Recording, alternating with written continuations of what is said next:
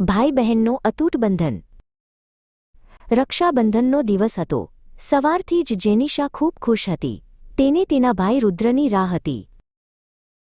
રુદ્ર શાળાએથી પાછો ફર્યો. જેનિશા દોડીને તેને ભેટી પડી. ભાઈ, રક્ષાબંધન મુબારક, તેણે કહ્યું. મમ્મીએ થાળી તૈયાર કરી હતી. તેમાં સુંદર રાખડીઓ, મીઠાઈઓ અને દીવો હતો. જેનિશાએ રુદ્રને બેસવા કહ્યું. જેનિશાએ પ્રેમથી રુદ્રના કાંડા પર રાખડી બાંધી. રુદ્રએ તેને વચન આપ્યું કે તે હંમેશા તેની રક્ષા કરશે. રુદ્રએ જેનિશાને એક સુંદર ભેટ આપી.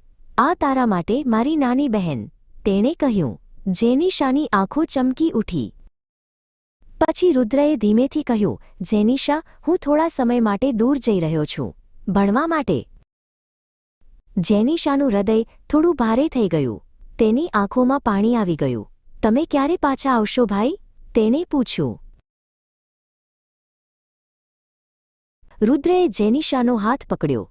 હું જલ્દી પાછો આવીશ, મારી બહેન, અને આપણો પ્રેમ હંમેશા રહેશે. જેનિશાએ રુદ્રને ફરીથી ગળે લગાડ્યો. આ રાખડી તેમના અતૂટ બંધનનું પ્રતીક હતી.